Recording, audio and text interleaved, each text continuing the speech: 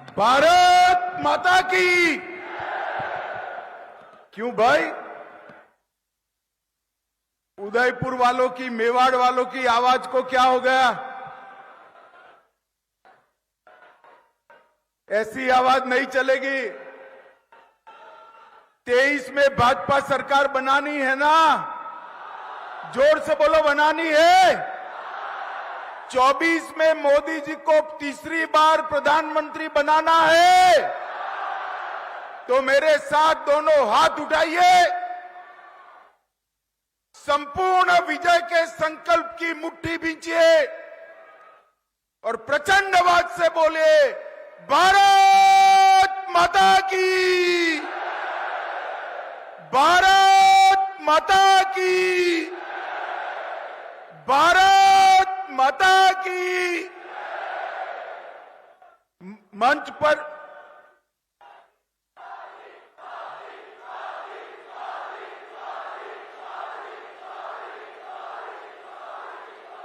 बोलो वंदे वंदे। मंच पर उपस्थित श्रीमान सीपी जोशी, प्रदेश भारतीय जनता पार्टी के अध्यक्ष महोदय,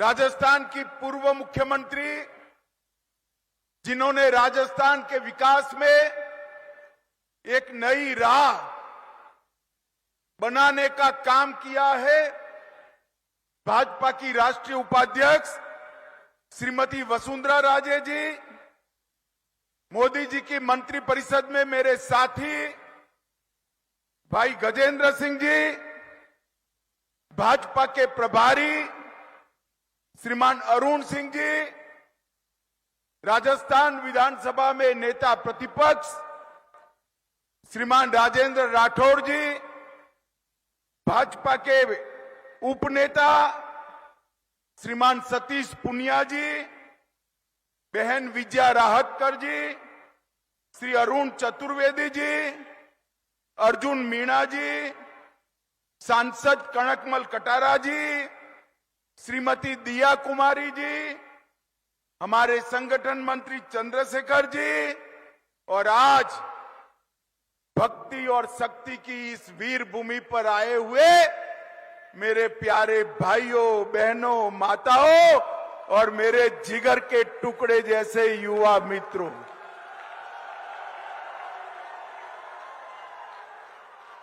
ये गहलोत जी खामखा इस आयु में इधर उधर घूम रहे हैं। ये सभा का कोई इनको वीडियो बता दे तो गहलोत जी को मालूम पड़ जाएगा कि उनकी सरकार का जाने का समय शुरू हो गया। किसान को खेत में रहने का समय है, मेघराज का आगमन हो गया है। मेरे आदिवासी भाइयों बहनों को भी खेत खलियान में छोटे छोटे खेतों में काम है, फिर भी आज जो नजारा मेवाड़ की धरती पर मेरे सामने है वो बताता है 23 और 24 दोनों में पूर्ण बहुमत के साथ भारतीय जनता पार्टी की सरकार बनने जा रही है। माताओं भाइयों बहनों, मैं सबसे पहले भगवान एकलिंग जी को प्रणाम करना चाहता हूं। नाथद्वारा में विराजमान ठाकुर जी को भी प्रणाम कर मेरी श्रद्धा व्यक्त करता हूं।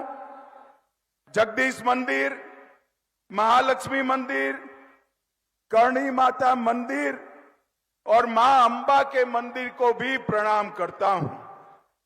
आज मैं जब यहां आया हूं तब सबसे पहले हिंदुओं के सूर्य और जिन्होंने स्वधर्म, स्वदेश और स्वभाषा के लिए रान रान पान पान जंगलों में घूमना पसंद किया मगर मुगलों के सामने सर नहीं झुकाया, वो वीर सपूत महाराणा प्रताप को मैं प्रणाम करना चाहता हूं। इसी के साथ मुझे बड़ा आनंद आया कि मंच पर मुझे राणा पुंजा भील की भी मूर्ति, जाजल्यमान मूर्ति दी गई। उनकी वीरता को भी मैं प्रणाम करना चाहता हूं। मित्रों, ये भूमि त्याग, बलिदान और भक्ति की भूमि है। ये भूमि भारतीय जनता पार्टी का गढ़ है और ये भूमि से ही राजस्थान में भारतीय जनता पार्टी की विजय पताका यहां से ही निकलती है। और इस बार भी आज मैं मेवाड़ की इस पवित्र धरती पर बोलकर जाता हूं। गहलोत जी सुन लेना, 23 में राजस्थान बीजेपी विजय के सारे रिकॉर्ड तोड़कर प्रचंड बहुमत के साथ सरकार बनाने वाली है।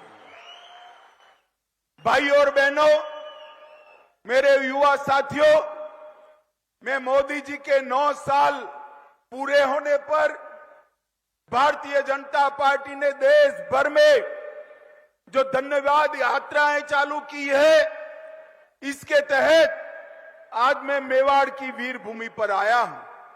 ये मेरा 15वां राज्य है। मैं देश भर में घूमकर आया और देश भर में मोदी जी के लिए जो समर्थन देखा है, ये निश्चित है कि 2024 में फिर से 300 सीटों के साथ नरेंद्र मोदी जी प्रधानमंत्री बनने जा रहे हैं।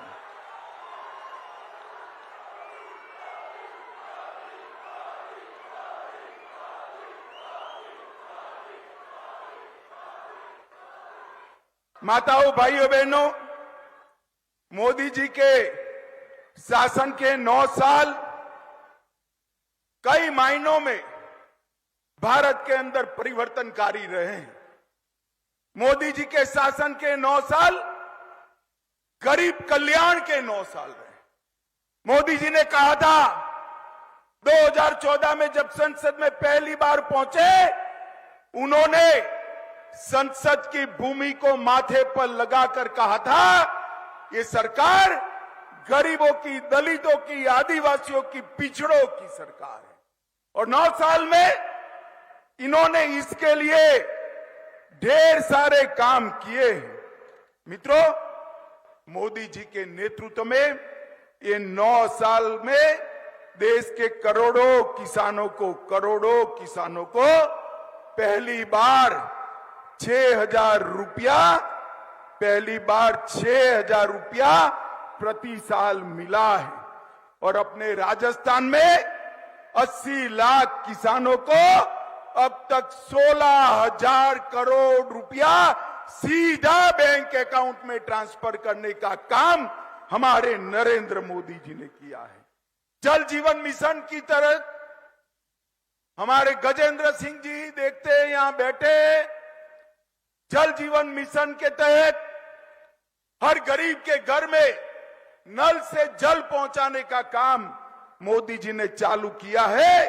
और राजस्थान में 43 लाख परिवारों को अपने घर में शुद्ध पानी पीने का पहुंचाने का काम किया है।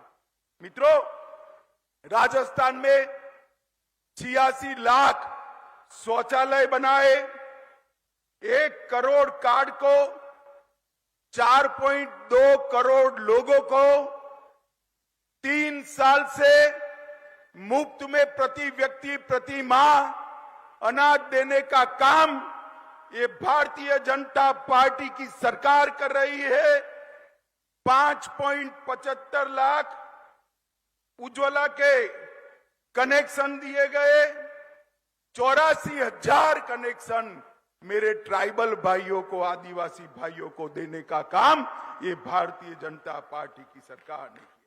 18 लाख लोगों को खुद का घर देने का काम ये भारतीय जनता पार्टी की सरकार ने किया है। मित्रों, मैं पास के गुजरात से ही आता हूं। यहां बहुत बड़ा जनजाति समुदाय है, आदिवासी समुदाय है। मेवाड़ के राणाओं ने जो लड़ाई लड़ी, इसके साथ मेरे आदिवासी भील भाई कंधे से कंधा लड़ाकर मुगलों के सामने लड़ने का काम आदिवासियों ने किया है। और स्वतंत्रता संग्राम में ढेर सारे गौरवमय प्रकरण मेरे आदिवासी भाइयों के नाम पर लिखे हैं। मोदी जी ने भगवान बिरसा मुंडा को, उनकी जयंती को जनजाति गौरव दिन के रूप में स्थापित कर देश भर के आदिवासियों का सम्मान करने का काम किया है। इसके साथ पहली बार आजादी के 75 साल के बाद एक आदिवासी महिला को, गरीब घर की महिला को द्रौपदी मुर्मू से महामहिम द्रौपदी मुर्मू बनाने का काम नरेंद्र भाई ने कर समग्र देश के आदिवासियों को गौरव दिलाया है। पहले गहलोत जी सुन लीजिएगा, 10 साल आपकी सरकार चली सोनिया मनमोहन की, सिर्फ 90 एकलव्य विद्यालय थे। ये आदिवासी बच्चों को पढ़ाने के लिए 14 से 24-22 में 500 से ज्यादा एकलव्य विद्यालय भारतीय जनता पार्टी की सरकार ने बनाए।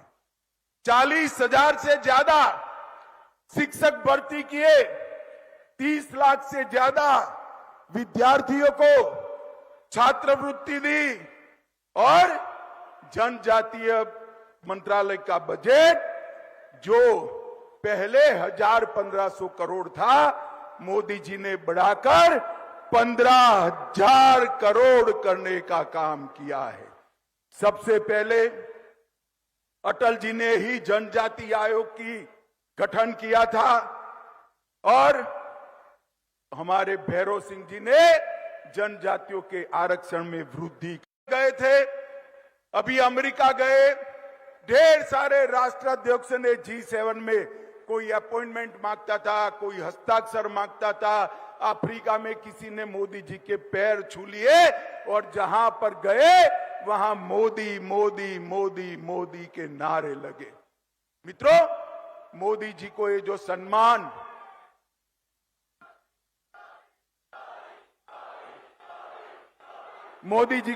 सम्मान समग्र विश्व में मिल रहा है, ये मोदी जी का सम्मान नहीं, ये भारतीय जनता पार्टी का सम्मान नहीं है।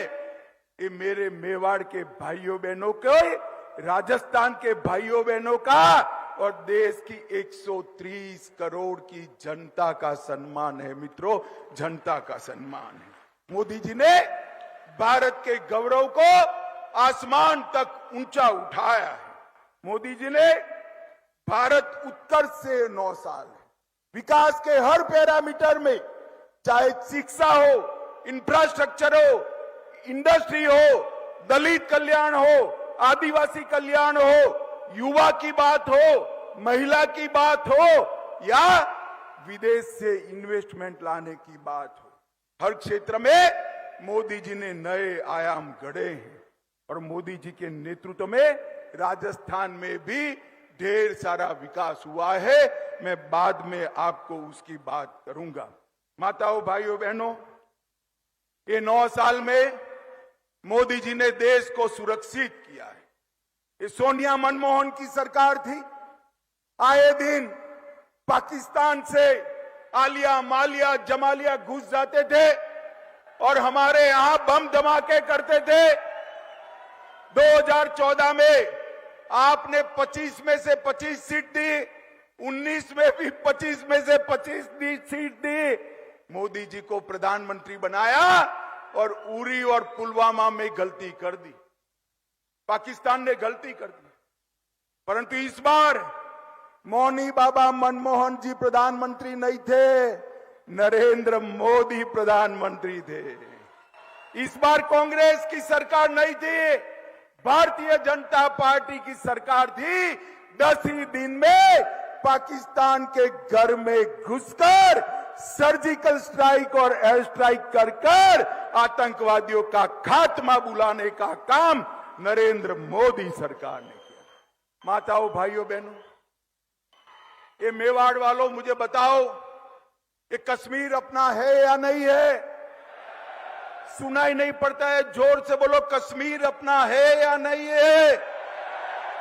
धारा 370 हटानी चाहिए या नहीं हटानी चाहिए? ये कांग्रेस, सपा, ममता, स्टालिन जी, जदयू सारे इकट्ठा होकर काऊ काऊ काऊ काऊ काऊ काऊ करते। 19 में फिर से आपने 25 में से 25 सीटें दी, मोदी जी को प्रधानमंत्री बनाया। मोदी जी ने एक ही झटके में धारा 370 को 5 अगस्त 2019 को समाप्त कर। और ये राहुल बाबा कहते थे कि धारा 370 मत हटाओ वरना खून की नदियां बह जाएगी। अरे राहुल बाबा, किस जमाने की बात करते हो? खून की नदियां छोड़ो, किसी की कंकर चलाने की हिम्मत नहीं हुई है, कंकर चलाने की। ये 9 साल में मोदी जी ने देश को सुरक्षित करने का काम किया है। 9 साल में मोदी जी ने देश को विकसित करने का काम किया है। और मित्रों, मैं आपको बताता हूं, अभी अभी सारा विपक्ष के नेता पटना में इकट्ठा हुए, एक बड़े मंच पर प्रेस कॉन्फ्रेंस की। सारे लोग, मैंने भी प्रेस कॉन्फ्रेंस देखी, मैं भी बहुत साल से राजनीति में हूं। मैंने सोचा भला ये कौन लोग इकट्ठा हुए? 21 पार्टी के लोग थे। कितनी पार्टी के? जोर से बोलो, कितनी पार्टी के? ये 21 पार्टी के लोग थे और 21 लाख के घपले, घोटाले, भ्रष्टाचार करने वाले लोग वहां पर इकट्ठा हुए। 21 लाख के घपले, घोटाले, जनता को हिसाब नहीं देना है। अरे मैं इस मंच से चैलेंज देता हूं, नरेंद्र मोदी सरकार पर आज तक हमारे विरोधी भी भ्रष्टाचार का एक भी आरोप नहीं लगा पाए हैं मित्रों, एक भी आरोप नहीं। और 21 पार्टियां 21 लाख का भ्रष्टाचार करने वाली इकट्ठा होकर राहुल बाबा को प्रधानमंत्री बनाने निकली है। राहुल बाबा अगर फिर से प्रधानमंत्री बनते हैं तो एक घपले, घोटाले, भ्रष्टाचार भारत की नियति बन जाएगी। और मोदी जी फिर से प्रधानमंत्री बनते हैं तो भ्रष्टाचार करने वाले जेल की सलाखों के पीछे जाएंगे। मुझे बताओ भाई, राहुल बाबा को प्रधानमंत्री बनाना चाहिए या मोदी जी को? जोर से बोलो, किसको बनाना चाहिए? और ये सारी पार्टियां,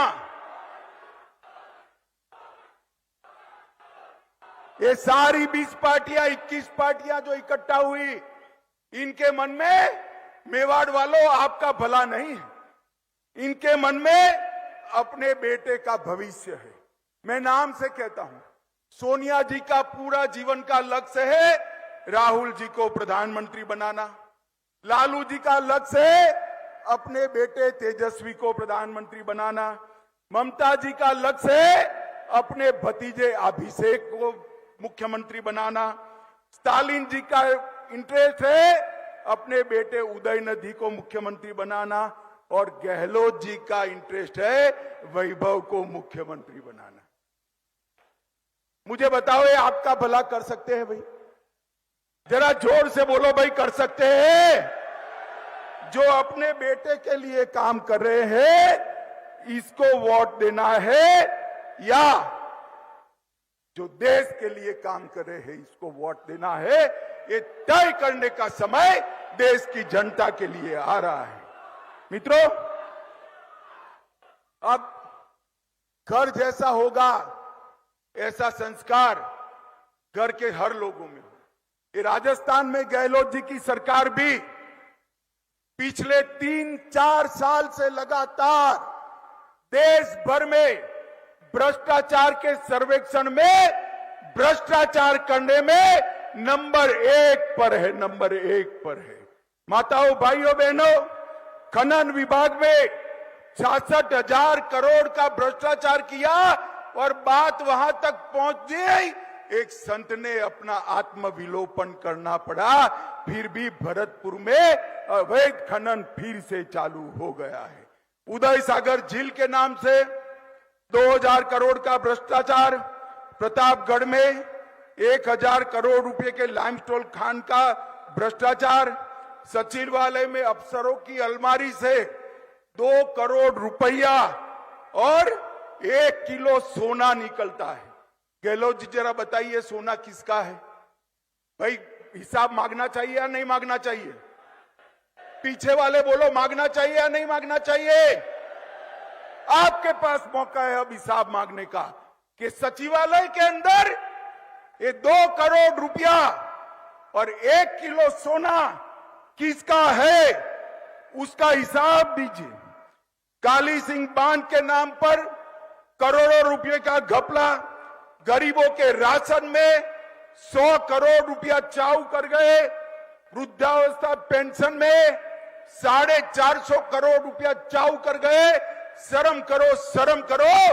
गरीब बच्चों का अनाज और वृद्धों के पैसे खाकर कोई सुखी नहीं होता है गहलोत जी।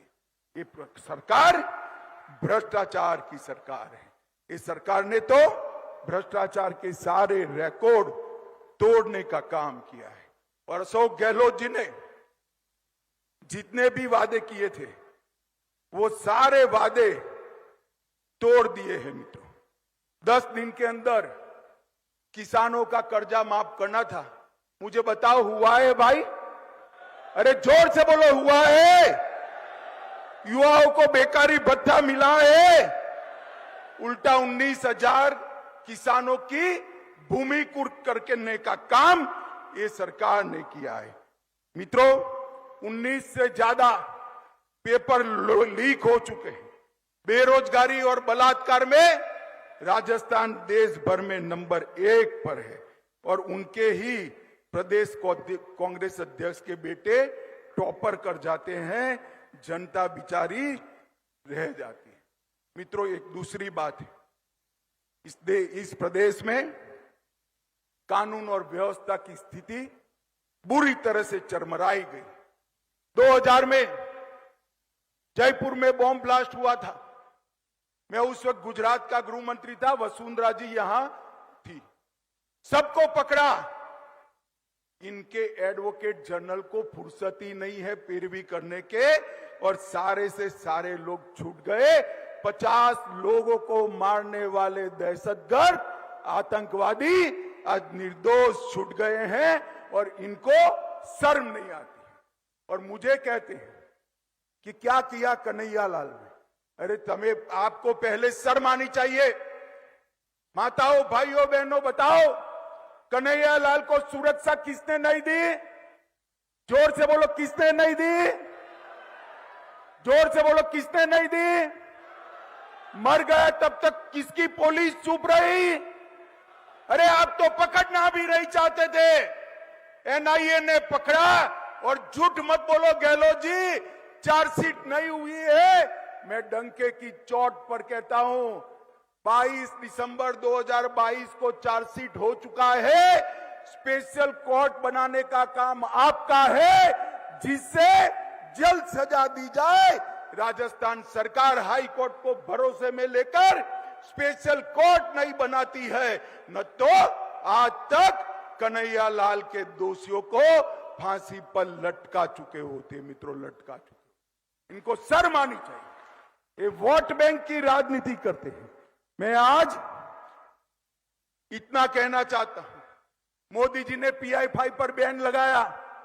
गहलोत जी के राज में कोटा में PFI की रैली निकलती, चित्तौड़गढ़ में रतन सोनी की हत्या होती, करौली में हिंदू त्योहार बंद कर दिए जाते हैं, संघ का पथ संचलन बंद कर दिया गया है और 300 साल पुराना शिव मंदिर अलवर में ढहा दिया गया।